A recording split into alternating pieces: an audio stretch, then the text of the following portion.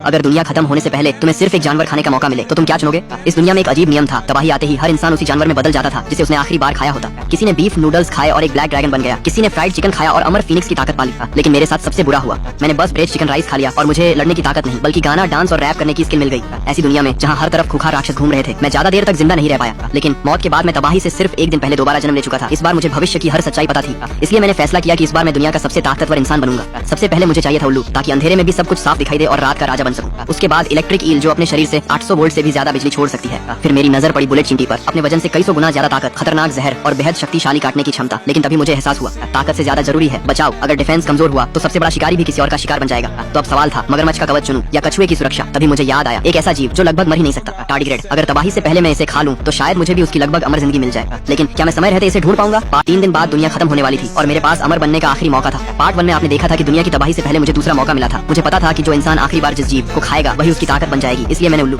Electric eel और bullet चींटी जैसी शक्तिशाली क्षमताएं इकट्ठा करने का फैसला किया था। लेकिन मुझे अभी भी सबसे जरूरी शक्ति की तलाश थी। तभी मुझे अचानक टार्डिग्रेड का ख्याल आया। इसकी जिंदगी जीने की क्षमता इतनी जबरदस्त है कि इसे लगभग अमर माना जाता है। अगर मैं तबाही आने से पहले काफी टार्डिग्रेड खा लूं तो शायद उसकी अमरता मेरी भी ताकत बन जाए। कहा जाता है कि यह छोटा सा जीव तब तक जिंदा रह सकता है जब तक सूरज ही खत्म न हो जाए। यह भयानक गर्मी, जानलेवा ठंड, बेहद ज्यादा दबाव और यहाँ तक कि अंतरिक्ष का भी सामना कर सकता है। न्यूक्लियर रेडिएशन भी इसे आसानी से नहीं मार सकता। सबसे अच्छी बात यह थी कि टार्डिग्रेड दुनिया के लगभग हर हिस्से में मिल जाते हैं। गीली मिट्टी, काई और नमी वाली जगहों पर ये आसानी से पाए जाते हैं। यानी मेरे लिए यह सबसे आसान सुपर पावर था। लेकिन एक बहुत बड़ी समस्या थी, इतने अमर जीव को मारूंगा कैसे? मैंने तुरंत इंटरनेट पर साइंटिफिक रिसर्च पढ़नी शुरू कर दी। तभी मुझे इसकी सबसे बड़ी कमजोरी पता चली। टार्डिग्रेड पूरी तरह पारदर्शी होते हैं। जब भी उन्हें खतरनाक माहौल मिलता है वे अपने शरीर का पानी निकालकर खुद को छोटे बैरल जैसी अवस्था में बदल लेते हैं। इसी वजह से वे सालों तक बिना मरे जिंदा रह सकते हैं। साइंटिस्ट ने इन्हें 150 डिग्री सेल्सियस की गर्मी और -200 डिग्री सेल्सियस की ठंड में रखा, लेकिन सामान्य तापमान पर लौटते ही ये फिर से जिंदा हो गए। एटॉमिक बम के स्तर का रेडिएशन और समुद्र की सबसे गहरी खाई से कई गुना ज्यादा दबाव भी इन्हें खत्म नहीं कर पाया। लेकिन इनकी एक जानलेवा कमजोरी थी, अगर इन्हें 15 मिनट तक यूवी जर्मिसाइडल लैंप की रोशनी में रखा जाए तो ये पूरी तरह मर जाते हैं। तेज भाप और खुली आग भी इन्हें खत्म कर सकती है। बस अब मुझे वही चाहिए था। तबाही आने में सिर्फ 3 दिन बाकी थे। मुझे समय के खिलाफ दौड़ लगानी थी।